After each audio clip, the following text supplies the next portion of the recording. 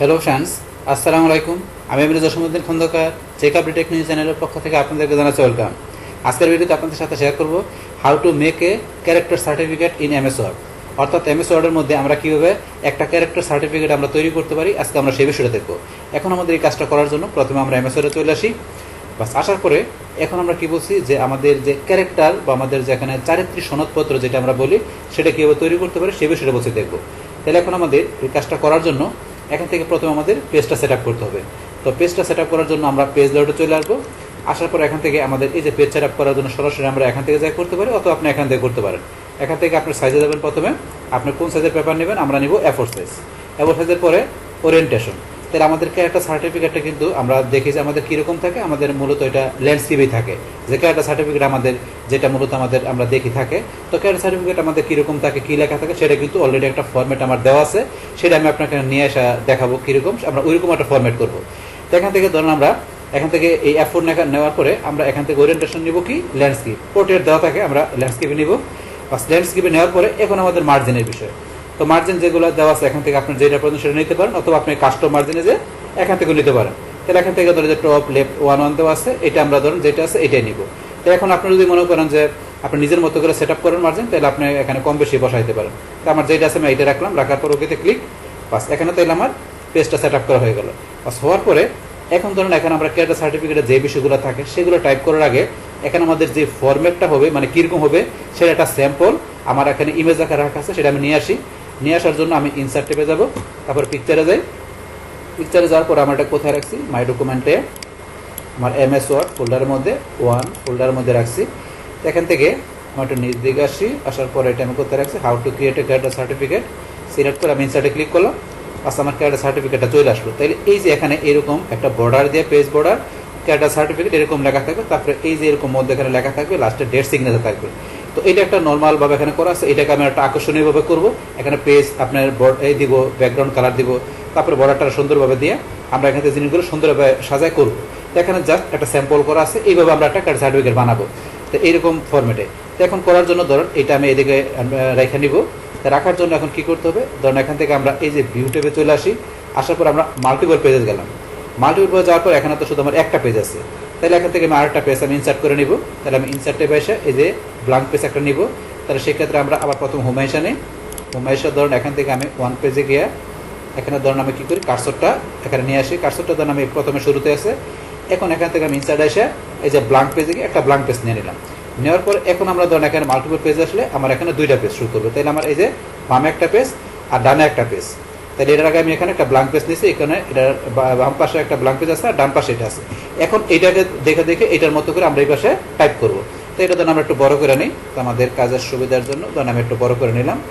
বাস এখন এটা থেকে দেখে দেখে আমি সেমভাবে ফরম্যাটটা এখানে করবো। তাহলে এখানে ধরুন আমরা এটা কীরকম আপনার ফন্ট হবে কীরকম হবে সেটা আপনি যখন হোমে যায় আপনি কীরকম ফন্ট এখান থেকে দেখা দেবেন। তাহলে আপনার ফন্ট ধরুন আমরা টাইপ 0 মানি রাখলাম, সাইজ 16 আছে, এটা চাইলে আপনারা ছোটো বড় করতে পারেন। আমরা একটু লেখার জন্য আমরা একটু ধরুন প্রথমে বড় করে নিই। বাস বড় করে নিলাম। তারপরে এখন ধরুন আমরা সেন্টারে কার্সর নিয়ে আসি। বাস আমরা কন্ট্রোল দিয়ে নিয়ে আসতে পারি। নিয়ে আসার পর কী লেখা আছে, প্রথমে ক্যারেক্টার সার্টিফিকেট। এই যে এখানে আন্ডারলাইন চলে আসছে, কারণ এই যে আন্ডারলাইন এখানে আমাদের সেট করা আছে। তাইলে আমরা এই যে এখানে যাই, যার পরে এখানে এই যে আন্ডারলাইন যেটা দেওয়া আছে আমরা নাম করে দিলাম। তারপর আমাদের কালার অটোমেটিক ঠিক আছে, এগুলো সব ঠিক আছে। এগুলো ধরুন আমরা এখন ওকেতে ক্লিক করি, বাস উঠে গেল। এখন ক্যারেক্টার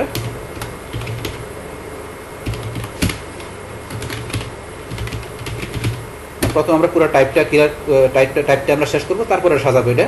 বাস এটা লেখার পর আমরা কন্ট্রোল L দিয়ে বা এই যে এখানে আপনি ক্লিক করে বামে কার্সর নিয়ে আসবেন। তারপর আমার কি লিখতে হবে, দিস সার্টিফাইড ডেট। বাস এটা লেখার পর এই যেভাবে আমরা ডট ডট দেবো। বাস এবার ডট ডট আমি দিলাম। আমি পরে বাকিটা যখন সাজাবো তখন বাকিটা দেবো। এখন আমি ধরুন এখানে পরে লিখলাম কি সন অবলিক ডটার ডটার অফ, তারপর আবার ডট ডট হবে। বাস ডট ডট দিয়ে তারপরে ভিলেজ, আবার ডট ডট দিব, তারপরে কি পোস্ট অফিস। বাস তারপর এখানে আবার ডট ডট হবে, তারপরে কি হবে পুলিশ স্টেশন। বাস আবার ডট ডট হবে, তারপরে ডিস্ট্রিক্ট। বাস ডিস্ট্রিক্টের পরে ডট ডট হবে। বাস ডট ডট দেওয়ার পরে এখন তারপরে লেখা আছে is known to me for about, বাস অ্যাবাউট ডেস ইয়ার্স। বাস এটা লেখার পরে তারপরে কি লেখা আছে, he is citizen of Bangladesh by birth. বাস এখন তারপরে কি আছে, to the best of my knowledge dot, তারপরে ডট না, এটার পরে আছে কমা, কমার পরে কি, he bears a good character and is not involved in such activities which are against the state freedom and speech। বাস এটুকু লিখলাম।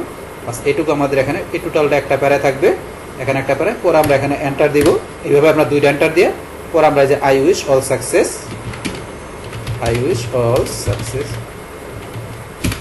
and prosperity in his life।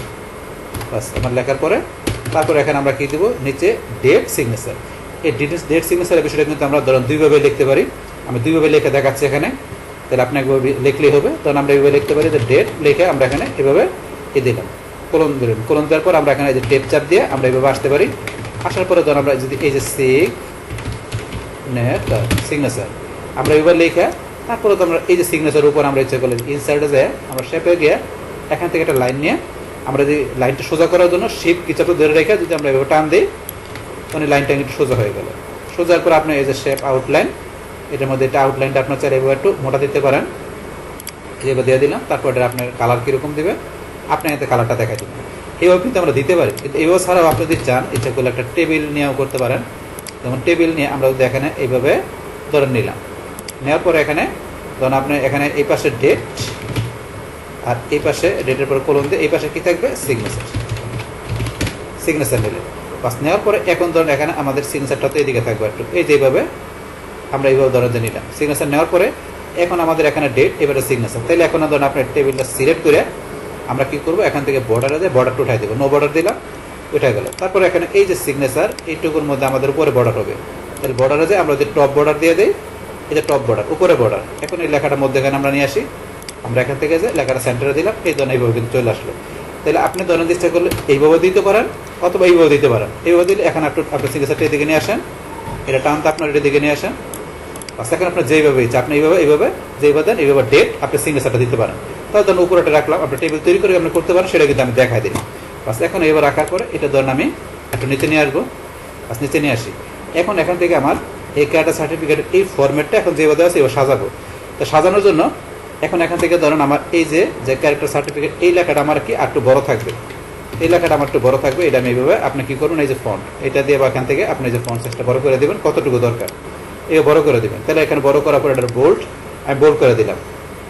তারপর এখান থেকে this is to certify that, এটার পরে কিন্তু এইভাবে এতটুকু দেওয়া আছে। তাহলে this is to certify that, এটার পরে আপনারা এইভাবে এই যে ডট ডট দিয়ে এই যে ডট ডট আপনার ডট ডট আমার কিবোর্ডে আছে, এখানে কত এই যে এখানে লাস্টে এতটুকু রাখবেন। এই যে আপনি এখানে আবার ব্র্যাকেট চাপ দিয়ে একটা ডিলিট করে দিলেন এটা সমান রাখার জন্য। তারপরে এই যে সন অফ ডটার আপনি এটার পরে এই যে বিলেস এখানে দুইটা শুধু আছে, তাই এইটা শুধু আমি এখানে ক্লিক করে আমি ডট ডটটা বাড়াই দিলাম। তারপর বাড়াই দেওয়ার পরে আমি ধরুন এই যে এখানে যেটা আছে বিলেসের জন্য আমি একটু এখানে দিয়ে দিলাম, কোথায় একটু উপরে, এই যে উপরে আমি এখানে ক্লিক করে এই বিলেজের জন্য এখানে ধরুন আমি ডট ডট দিয়ে দিলাম, এটা মিলাই দিলাম। তারপরে এই পোস্ট অফিস এই যে পিএস তারপর ডিস্ট্রিক্ট তিনটে আছে লাইনে, তাহলে এই যে পোস্ট অফিসের ডেটা আমি ডট ডট বাড়াই দিই, ডট ডট বাড়াই দিলাম। সেমভাবে পিএস এরটা বাড়াই দিবেন। তারপর ধরুন এই যে ডিস্ট্রিক্ট ভিলেজ এইভাবে আছে, আপনি নিজের মতো সাজানো আমি রেটটা কমাই দিই, একটু কমাই দিলাম। এখন পিএস এরটা আমরা একটু বাড়াই দিলাম যাতে এই দুইটা সমান থাকে, এইভাবে সমান দিয়ে নেবেন। বাস আপনার মতো সাজায় নেবেন। তারপর আমরা এই যেটা আছে এটা একটু দিকে বাড়াই দিলাম, বাস এটা হয়ে গেল। তারপর ইজ নন টু অ্যাবাউট 10 ইয়ার, এখানে কত ইয়ার্স আপনি ইয়ার্সটা বসাবেন। তারপরে এখানে বাকি লেখাগুলো ঠিক আছে এটা, আর এইটাকে আমরা একটু নিচ দিকে নামাই দিলাম, একটু নিচ দিকে নামাই দিলাম। বাস এটা নিচ দিকে নামানোর পরে এখন এই যে ডেট সিগনেচার, এই সিগনেচারটা উপরে চলে আসছে, টানটা নিচে নিয়ে আসেন, নিচে নিয়ে আসলাম। বাস তারপরে এটা আমরা একটু নিচে নামাইতে পারি, এন্টার দিয়ে নিচে নামাই দিলাম, এইভাবে জিনিসগুলো আপনার নিজের মতো করে সুন্দর করে সাজায় বসায় দিবেন। এটা আমরা একটু নিচে নিয়ে আসি, এবার টান নিচে নিয়ে আসলেন। এখন এখানে ধরুন আপনার এই যে এইটুকু আছে, এটার মধ্যে আপনার এরকম একটু গ্যাপ দিবেন। গ্যাপ দেওয়ার জন্য আপনার এই যে এখান থেকে প্যারাগ্রাফের এখানে যে আপনি কতটুকু দিবেন, আমরা ধরুন দিলাম 1.5, মানে লাইন স্পেসিং। এখান থেকে আমরা ক্লিক করে লাইন স্পেসিং দিয়ে দিলাম 1.5। তারপর আমরা এটা জাস্টিফাই করে দেবো, এই লাইনগুলো সমান করার জন্য দুই দিকে জাস্টিফাই করে দিলাম, এদের লাইনগুলো সমান হয়ে গেল, লাইনগুলো সমান হয়ে গেল। তারপর এটা আমরা একটু এদিকে নিয়ে আসি, এটা সাজানোর পরে আমরা কিন্তু এদিকে চলে গেছে, এদিকে নিয়ে আসলাম। আচ্ছা, এখন ধরুন এখান থেকে এই যে কাজগুলো করা হয়ে গেল। এখন ধরুন এই যে করা হয়ে যাওয়ার পরে এখন ধরুন আমাদের এখান থেকে যে এই যে এটা আমাদের কীরকম হইলো, এখন ধরুন আমি এটা কী করি, ওয়ান পেজে এসে করি, তাহলে কিন্তু বিষয়টা দেখতে পারবো। এখন আমি এই যে ভিউতে যে আমি ওয়ান পেজে চলে আসি, আসার পরে ধরুন এখন আমি এটা কী করি 100% করি, করে আমি যদি উপরটা পেজটা এসে করি, এখানে এরকম হইলো, এই যে এরকম হইলো। এখন আমরা হোমে আসি, তাহলে এখন আমার এখানে ওয়ান পেজে করছে এরকম কিন্তু হইলো। এখন পেজটা আমরা 100 থেকে চাইলে একটু ছোটো করে নিতে পারি, আমার দেখার সুবিধার্থে এই যে এরকম। আর আমি 100% দিলে মানে এই যে এরকম, তো এরকম লেখাগুলো কিন্তু আসছে। এখন লেখার সাইজ যদি আপনি একটা ছোটো করতে চান করতে পারেন, আমরা করতে পারি। তাহলে এখন এটা আমরা নিচে নিয়ে আসি, নিচে নিয়ে আসলাম।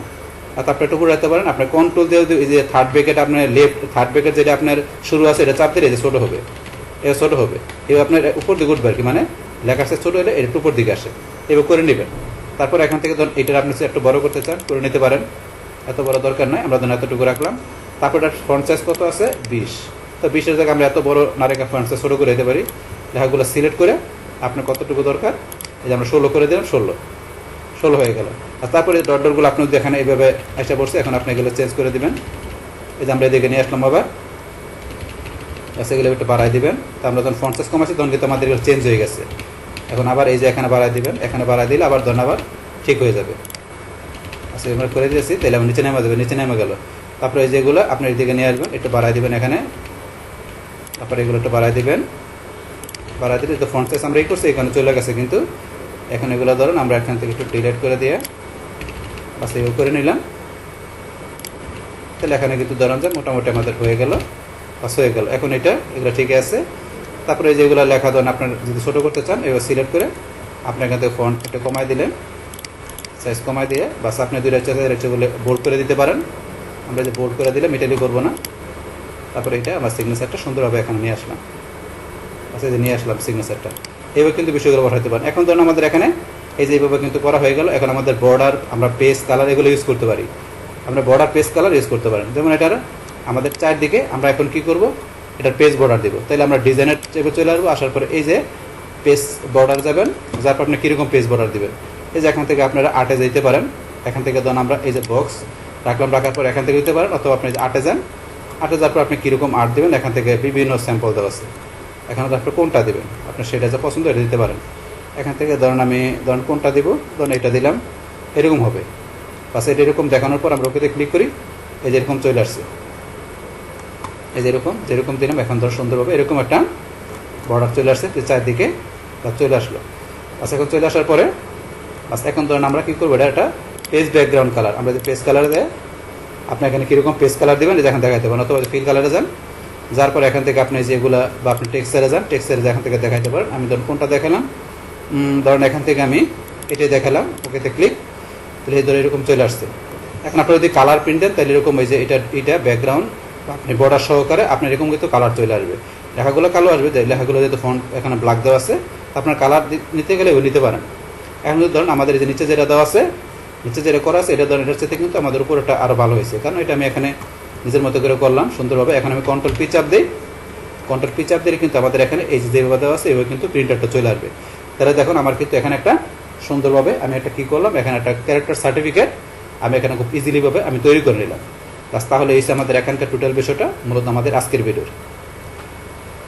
ডিয়ার ফ্রেন্ডস, আমার আজকের এই how to make a character certificate in MS Word document, এই ভিডিওটি যে আপনাদের কাছে ভালো লেগে থাকে কিংবা ভিডিও থেকে আপনারা কিছু শিখে থাকেন বা উপকৃত হয়ে থাকেন, তাহলে আমার এই জেক আপডেট টেক নিউজ চ্যানেলটি আপনারা সাবস্ক্রাইব করবেন, লাইক করবেন, কমেন্ট করবেন এবং সবার সাথে শেয়ার করবেন।